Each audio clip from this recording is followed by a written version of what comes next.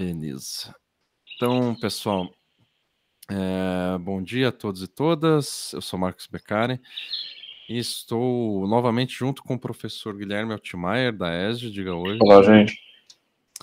Para gravar hoje a quinta e última aula do curso Design, Política e Discurso, ofertada no programa de pós-graduação em Design da UFPR. O tema da aula de hoje é questões metodológicas da visibilidade e da invisibilidade. E para tratar, né, desse tema, a gente elencou dois textos, que é um meu e outro do professor Guilherme. Não sei se vocês notaram, mas os dois textos, na verdade, constam na coletânea Bordas, Transversalidades Discursivas em Arte e Design, que eu organizei no ano passado junto com o professor Felipe Prando, né? Mas no caso do meu texto, eu coloquei a versão que foi publicada na revista Ars, da USP, que é uma versão mais extensa e melhor revisada, tá bom? Bem, o meu texto se chama O Direito de Olhar a partir de Foucault, Spivak e Mbembe, e o texto do professor Guilherme intitula-se Por um Arquivo Transviado, Notas para uma Queerização do Design. E a ideia geral hoje é que cada um de nós apresente o seu texto, tentando com isso demonstrar, perdão, pessoal, demonstrar caminhos possíveis de desenvolvimento das questões e problemas que a gente abordou nas aulas anteriores, tá? Desde o início desse curso. Muito bem, tentando ser o mais rápido possível, o meu texto traz como pressuposto geral, né, a ideia de que a visualidade é um campo de disputa, não apenas do que é visível e do que pode ser visto, mas também de quem é que tem o direito de olhar e a partir de quais perspectivas e modos de ver se pode olhar. Então, isso tudo perfaz o campo da visualidade. Notem que essas questões perfazem um problema bastante complexo e difícil de ser delimitado num único artigo, né? De modo que ocorreria o risco de ser bastante hermético e abstrato, caso eu não localizasse desde o início essa discussão a partir de alguns exemplos, né? Eu começo ali pelo olhar por meio do qual os negros foram historicamente perseguidos. Então já começo o texto fazendo, ainda que seja um exemplo, né? Mas localizando dessa forma um problema tão amplo como esse. E com esse exemplo, eu argumento que essa esfera da visualidade ultrapassa a dimensão discursiva das leis, liberdades ou representatividades, uma vez que determinados modos de olhar permanecem atuantes não somente na vida cotidiana, né, mas principalmente em políticas corporativas, institucionais e governamentais. Então, assim, uma vez contextualizado esse assunto do meu artigo, eu passo para a problematização, que é bastante específica, né?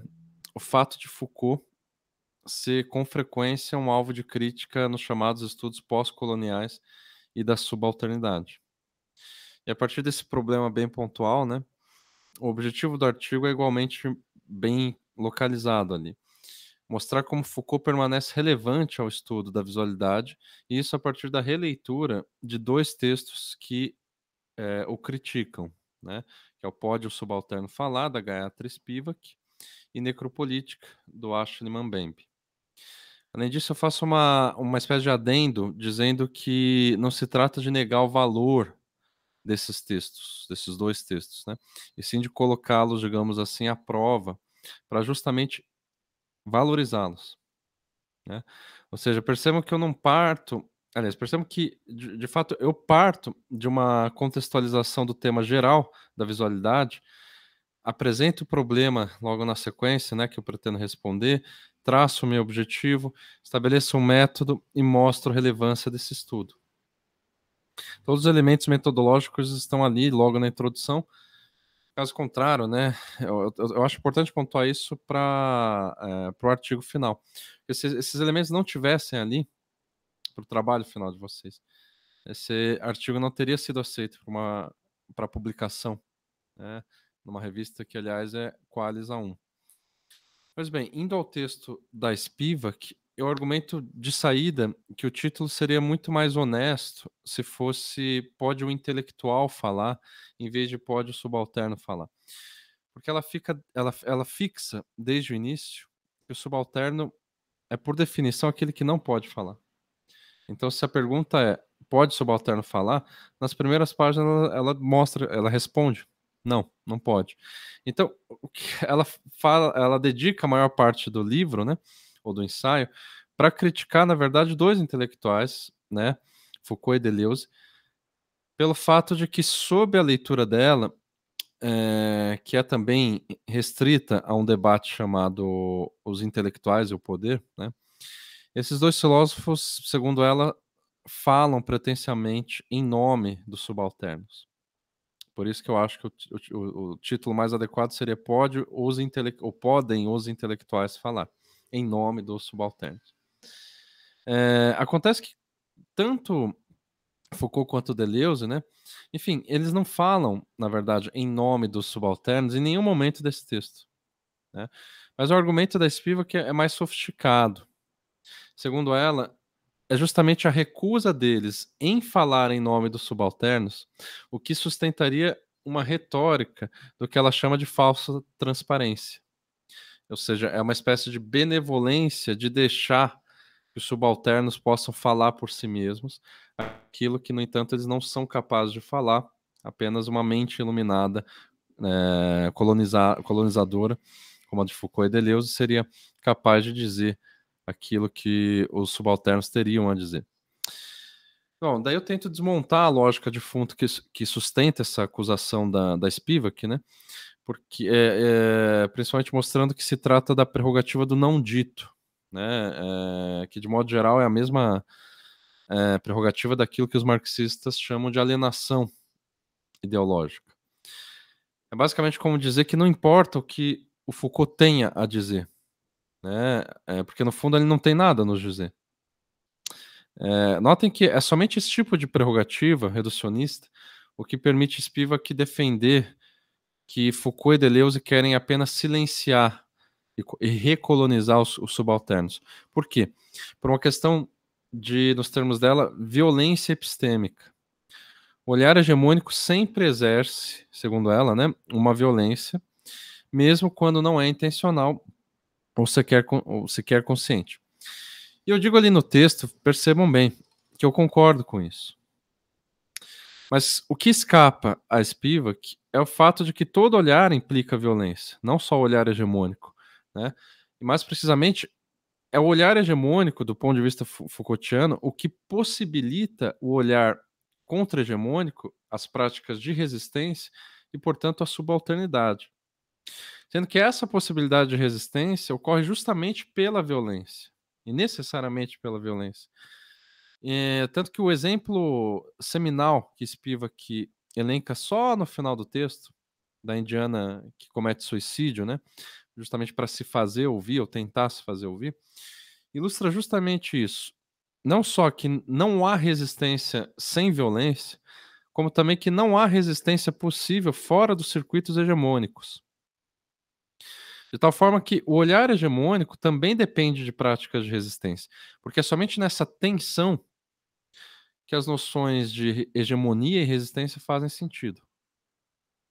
E é esse o ponto mais frágil de Spivak. Ao dizer que é impossível que o subalterno possa falar, porque ele nunca seria ouvido, e esse é o argumento fundamental dela, no fundo ela está supondo a existência de um ponto de vista radicalmente externo e inacessível aos discursos dominantes.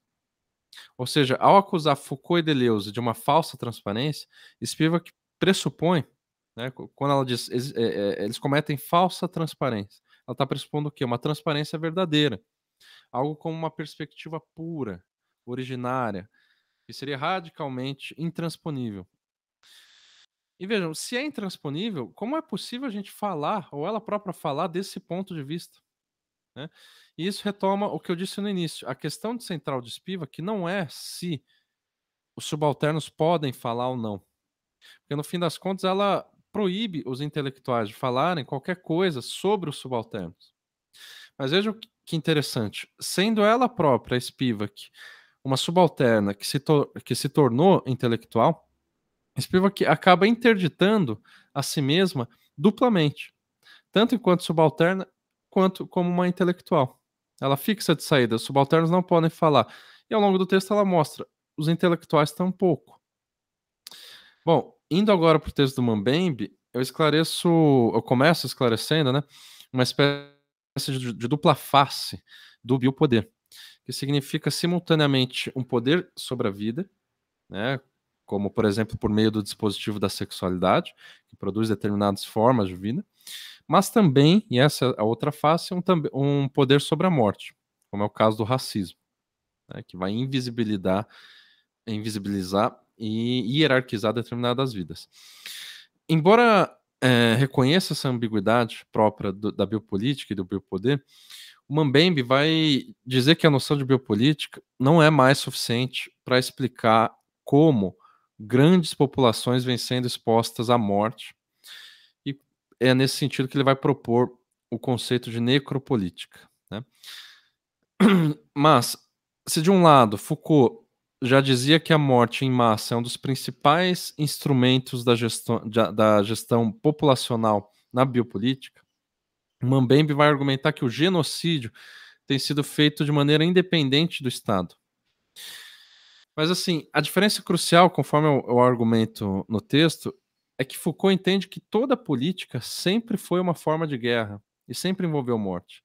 Enquanto que Mambembe vai entender que apenas a necropolítica se pauta na guerra. Ou seja, Mambembe é um humanista. É somente com base em valores humanistas que Mambembe poderá denunciar a necropolítica enquanto um permanente estado de sítio ou de exceção. Ao passo que, para Foucault, esse terror, essa guerra, nunca foi exceção alguma, e sim a regra de toda política possível, inclusive não só da biopolítica. E desse ponto de vista, perceba como não faz muito sentido a distinção entre normalidade e exceção, né? E sendo esse o meu principal argumento. O que Mambembe chama de necropolítica é nada mais do que um princípio biopolítico que faz da morte o alicerce da gestão populacional. Ou seja, não se trata de uma exceção à regra, e sim de uma normalidade velada.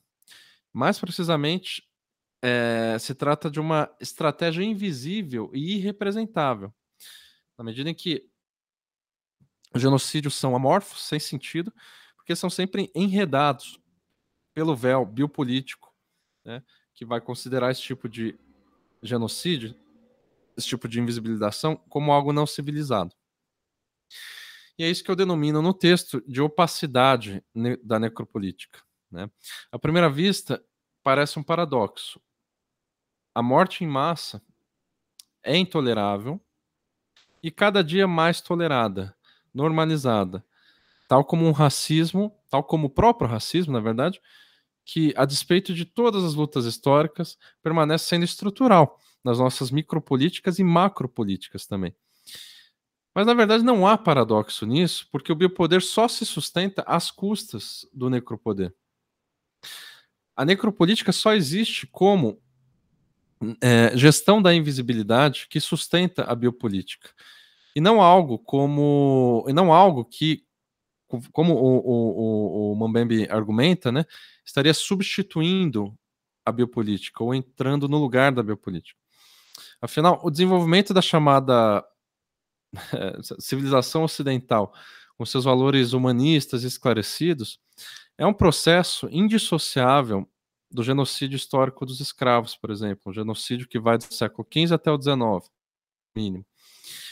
Assim como a chamada redemocratização que ocorreu no Brasil e na América Latina é inseparável dos regimes militares e ditatoriais que se proliferaram ao longo do século passado no Brasil e na América Latina. Em suma, o biopoder que produz nossos modos civilizados de vida é somente possível, e sempre foi somente possível, por meio de uma rigorosa gestão da invisibilidade, isto é, uma necropolítica. No fim do artigo, após eu resumir o percurso feito até ali, eu recorro a Donna Haraway, né, para mostrar o quão ardilosa é a categoria de subalterno de que fala Spivak, uma vez que nos termos, nas palavras da dona Haraway, abro aspas, não há visão imediata a partir dos pontos de vista do subalterno, fecho aspas. Eu também menciono o Paul Preciado, naquela entrevista que nós lemos na semana passada, onde ele também critica essa ideia de uma subalternidade intraduzível e irredutível, como um lugar puro e originário que seria intransponível. Com isso eu quero demarcar, né, ali no final, que a ideia de direito de olhar não equivale a uma noção como a de lugar de fala, que é justamente o que Spivak defende, ainda que de forma bem sofisticada e erudita. Ou seja, não se trata de uma posição dada previamente, como supõe a ideia de uma subalternidade, e sim do direito de se posicionar mediante as lutas de como ver, né? E isso é o que eu chamo ali de direito de olhar. Quanto ao conceito de necropolítica, eu simplesmente insisto, né, ali no final, em colocá-lo em perspectiva em relação à biopolítica, como um dispositivo civilizacional, né, a biopolítica, no caso, que só funciona às custas de uma potente máquina de fazer desaparecer outros modos de ver e de existir. E essa máquina é a necropolítica. Ou seja, como eu digo ali no texto, o poder sobre a vida, ou biopoder, é indissociável do poder sobre a morte, ou necropoder. Assim como todo ver depende de um não ver. Né? É nesse sentido também que eu concluo o texto com uma frase que pode parecer, talvez, de imediato enigmática, mas que, na verdade, só tenta sintetizar o horizonte Foucaultiano que eu defendo ali no texto. Abro aspas. Portanto, a miragem de uma civilização próspera ofusca os corpos que a sustentam sob a sina de uma cogente inexistência. Rever o invisível é procurar um ainda possível. Fecho aspas. Bom, eu ia explicar, mas acho que eu não quero me estender. Então é isso, né? Qualquer ideia de civilização próspera, ela simplesmente depende de corpos que a sustentam às custas de uma inexistência desses próprios corpos. Né? E quando eu digo de rever o invisível, é ver essas possibilidades, ou seja, ver esses corpos invisíveis à procura de uma ou de outras possibilidades de existência, de modos de vida, né? É isso, pessoal. Não quero me estender. Espero que vocês tenham gostado do artigo. Também espero que vocês tenham gostado desse modesto curso que eu preparei com o professor Guilherme, a quem eu passo agora a palavra. Agradeço desde já profundamente pela generosidade de me acompanhar nesse curso. Fique à vontade, Guilherme. Obrigado, Marcos. Eu que agradeço pelo convite, por estarmos aqui juntos até agora. Foram encontros muito, muito interessantes, muito, muito potentes, acho que para todo mundo aqui. E fico feliz com o seu fechamento desse texto, justamente, é um texto complexo, muito, muito relevante, principalmente porque, né, vem problematizar essa espécie de movimento de cancelamento de Foucault, um pouco que vinha acontecendo a partir do Mbembe, né, da necropolítica, como se fosse um conceito que estivesse substituindo a biopolítica do Foucault, e isso é realmente muito problemático, né, inclusive com argumentos simplistas de que Foucault só falava da vida e agora Mbembe está falando da morte, quando na verdade não, Foucault estava falando da vida e da morte, né, e justamente a decisão com relação a um e a outro como sendo, né, constituinte dessa dinâmica. E também Foucault falava de racismo também. Né? Pois é, exatamente. Ele fala de racismo, inclusive, no Vontade de Saber, como você bem cita, né, já começa a falar no Vontade de Saber, ali no História da Sexualidade, e depois segue em outros escritos. Então, está lá, né, é importante sempre estar lembrando isso, não como se a gente estivesse defendendo um filósofo branco eurocêntrico, não é disso que se trata, mas é uma espécie de vamos com calma aí, né, nessa forma de olhar criticamente para essas produções, eu acho, né? Um pouco. Bem pontuado, Guilherme. Desculpa te interromper. Imagina. A questão ali é de mostrar que existe um ponto de vista humanista do lado do Mbembe e pós-humanista, alguma coisa assim, do lado do Foucault. Claro. E a questão ali é de atacar não o Mambembe ou o que ele representa, mas o humanismo. Enfim. Legal, obrigado. Bom, eu vou falar rapidamente aqui, porque a gente também vai seguir, né, com a aula e com a conversa com todos aqui. Vou falar um pouco do meu texto, por um arquivo transviado, Notas para uma Queerização do Design. É um texto bastante mais humilde, né, do que o do Beccari. Mas eu vou discorrer um pouquinho sobre ele, porque eu acho que ele traz também alguns aportes interessantes para a gente pensar tudo que a gente já vinha conversando com relação à teoria queer e etc., feminismos. Eu acho que aqui tem um pouco, trazendo um pouco para o campo do design, como a gente pode instrumentalizar essas vertentes críticas para pensar o próprio campo do design como, né, a responsabilidade política do design nesse sentido, né, como um campo que não é neutro e que não é isento de conformação dessas estruturas, né, de tudo isso que a gente vem falando ao longo desses encontros. E aí eu divido o texto em 5 partes, que são, o primeiro, utopias queer, criticar presentes, imaginar futuros. Depois, desejo de arquivo, histórias e ficções. Design como meio, operar discursos, responsabilizar formas, transviações estratégicas contra cis heteronormativas e desenho de arquivo, rastros e traços, escutas e falas. Na primeira parte, eu faço um pouco de uma introdução à teoria queer. Obviamente, a gente já falou bastante sobre isso aqui, eu acho que eu nem preciso, talvez, entrar tanto nesse campo, mas é justamente trazer um pouco de teoria queer para publicações e para o livro que você fez. Eu acho que isso foi super importante, a gente está sempre reiterando a necessidade de trabalhar a partir desse instrumental queer, crítico queer, o campo do design, né? Para pensar Esse artigo desempenha muito bem essa função, né? Pois é. Ele propõe alguns caminhos, eu acho que ele não dá muitas respostas, não. Eu acho que fica ali, deixa aberto um pouco a estrutura, mas ele é um pouco...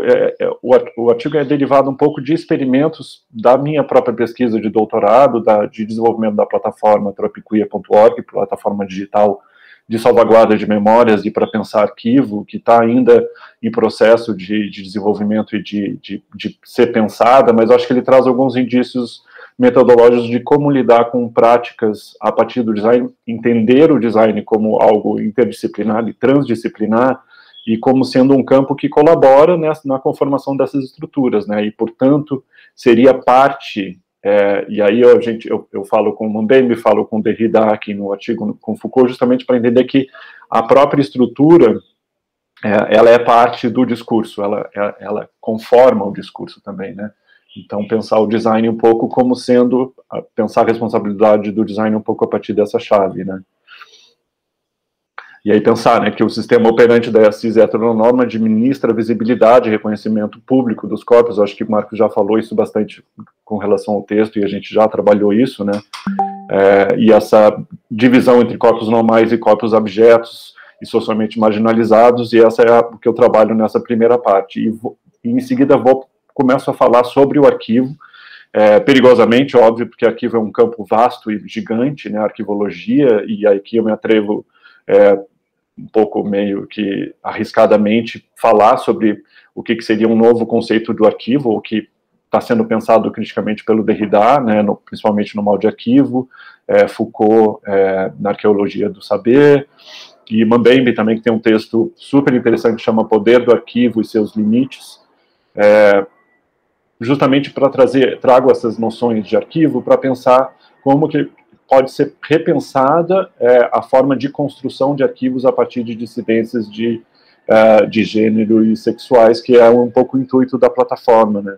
E aí pensar o design de arquivo, né, como um meio, como algo que enuncia discurso, né, que é, portanto, indissociável desse discurso, atestando uma impossibilidade de uma neutralidade do design, como eu estava falando antes. E aí o Foucault vai falar, por exemplo, em Arqueologia do Saber, ele fala como que o arquivo se torna arquivo não apenas pelo que ali é dito, mas também pelo que não é dito, né? E aí ele vai dizer que o arquivo nasce, entre aspas, né, abre aspas, nascem de regularidades específicas.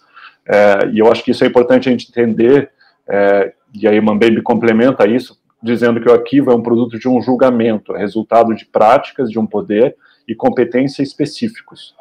Então, para Monbebe, o arquivo seria discriminatório em sua essência, né? O arquivo não é um dado, ele é um status. Então, tendo em mente esse olhar crítico com relação ao que conforma o arquivo, né?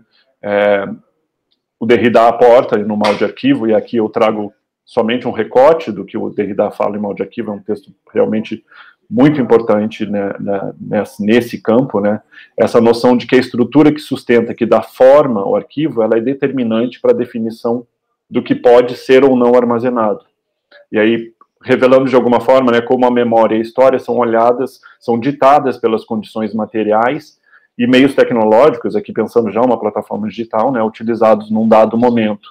E aí o que eu entendo aqui, nesse artigo, tento defender é que isso é uma questão, se torna uma questão do design, do campo do design, por conta disso, né? O design como meio, né? Como esse operador de discurso que de alguma forma é preciso politicamente responsabilizar as formas que ele projeta, que ele dá, né?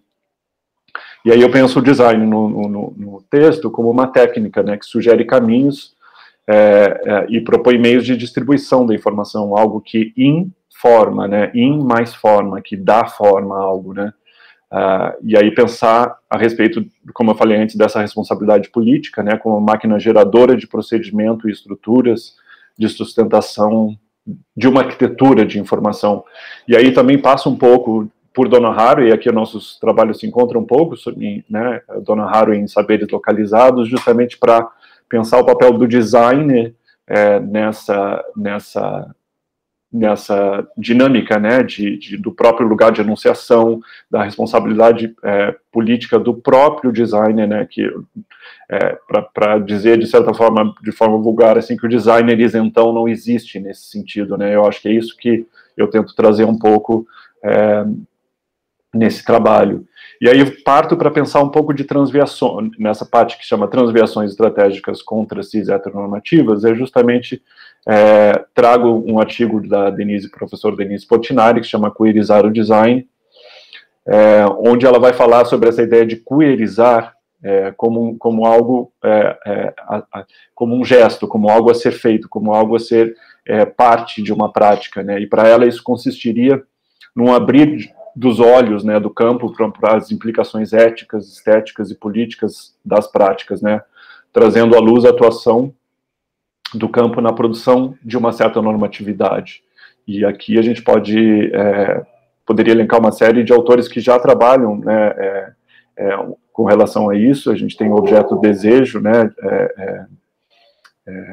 do Adrian Forte. Do Adrian Forte, isso eu estava esquecendo. Justamente fala do papel do design, né, nessa produção, na produção material, e o quanto o design, de alguma forma, é um campo que, ao produzir e criar objetos, cria discursos que têm uma duração muito maior do que muitos outros campos, justamente porque ele está ali sedimentando, né, a partir de um contexto, alguma série de discursividades, né, daquele momento no tempo, né, e no espaço. Então a ideia aqui seria agenciar o campo para a produção de perspectivas e práticas contra cis heteronormativas, né. Então, para Denise, e aí que abro aspas para citar o que ela fala, né, queerizar é problematizar a normatividade e potencializar a diferença ali onde elas são produzidas, nos dispositivos de saber e de poder, na performatividade dos discursos e das práticas, na materialização e partilha das invisibilidades e nos seus pontos de fragmentação e fissura, fecha aspas. Ou seja, a ideia de colocar em foco esses processos constitutivos e atribuir responsabilidades sociais e políticas, expondo que politicamente não se pretende dar a ver, né? E eu acho que isso o campo do design padece muito nesse sentido, de sempre ocultar um pouco as suas práticas, não dar a ver os próprios processos nessa responsabilização. E aí eu vou pensar justamente com alguns outros escritores queer, justamente a ideia de pensar um desenho de arquivo, né, como que isso pode ser pensado a partir de uma perspectiva queer com relação à ideia da efemeridade, junto com José Munhoz, com a ideia de que as práticas transviadas, práticas queer, não necessariamente são práticas capturáveis e arquiváveis em muitas situações, e aí problematizar um pouco nesse sentido. Outro ponto seria a ideia de classificação, né, das normativas, né, dos metadados, as nomenclaturas e como lidar com isso. Eu acho que na plataforma e no que eu comecei a desenvolver na tese, eu não completei, obviamente isso é um processo de pesquisa atual, é justamente a ideia de pensar como isso pode ser feito, com que a partir de sujeitos, né, que foram feitos objetos e abjetos, né, como que podem se tornar sujeitos das próprias memórias da salvaguarda a partir de uma produção de arquivos, a partir de uma ideia de autorrepresentação, né, de dar os próprios nomes, né, não ser nomeado, mas começar a serem agentes que estão dando os próprios nomes a partir das próprias falas e das maneiras possíveis de autoenunciação de alguma forma. Então, eu não trago as respostas, eu acho que a reflexão no artigo é um pouco mais com relação ao arquivo, e o que a plataforma vem desenvolvendo, que vem sendo desenvolvido na plataforma, é um pouco o desdobramento disso, e onde eu pretendo continuar trabalhando de alguma forma. Então, acho que era isso que eu tinha para comentar do texto. Espero também que vocês tenham gostado de alguma forma. E é isso. Agradeço imensamente a participação nessa disciplina, o convite de novo do Marcos aqui, e gostaria de ouvi-los para saber agora dos nossos trabalhos. A gente vai fechar a gravação, imagino, né, Marcos? Se você quiser eu só queria comentar muito rapidamente, assim, que eu acho muito potente a ideia de design de arquivo que você propõe nesse artigo, porque ela abre caminho para justamente uma nova concepção metodológica da história do design. Eu não sei se é exatamente se você tinha isso em mente, mas é potente no sentido de mostrar que assim o design sempre, a história do design sempre foi um design da história. O Pevsner, ao fazer os pioneiros, né, ao escrever os pioneiros do desenho industrial e tal, ele desenhou ali uma história, né? Desenhou a sua maneira canônica, etc. E só que ele oculta esse gesto de organizar a história, de desenhar a história. Então essa ideia de um design de arquivo, inclusive com uma ênfase dissidente, né, ou de sujeitos dissidentes, modos de narrativa dissidente, eu acho que isso é de extrema importância, como realmente um princípio metodológico que você inicia nesse artigo, que, enfim, enriquece muito aquele livro, que foi a primeira publicação do nosso núcleo de estudos, né? E eu espero que a gente consiga prosseguir, ver avançar essa sua ideia, principalmente no campo do design, da história do design. Eu realmente gostei muito desse texto que você escreveu. Eu fico feliz com o teu comentário, Marcos. Eu acho que é um pouco por aí. Eu acho que é um trabalho bastante atravessado pelo trabalho da professora Denise Portinari também, e do Pedro Éboli, que trabalha com a ideia de design político, né?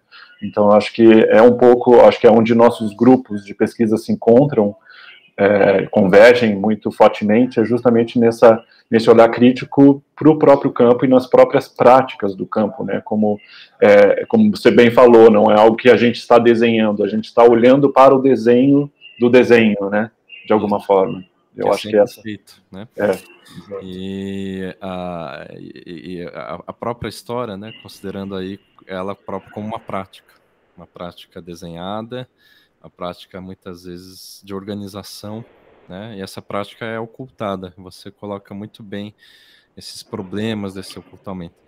Gente, para a gente não se estender e ouvir vocês, eu só quero agradecer ao pessoal do YouTube que acompanhou esse curso muito curto, mas eu espero que ao mesmo tempo muito intenso, né, com muito conteúdo junto, as gravações curtinhas. Eu adorei esse formato e agradeço de novo o Guilherme em nome do grupo nosso e também do programa de pós-graduação da UFPR. Tá? Então Obrigado, é isso, gente. pessoal. Bianca, se puder